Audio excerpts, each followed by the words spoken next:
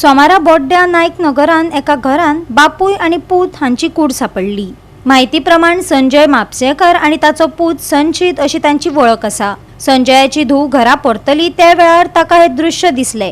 माहिती प्रमाण पुताक किरकोळ जखम जाल्ली। सुवातेर चिटय मेळ्ळ्या। दिवचल पुलिसांनी पंचनामा केलो आणि राती उसरा दोनय कुडी पोस्टमॉर्टमा खातीर जीएमसीन धाडल्यात। दिवचल पुलीस फुडली चौकशी करतात।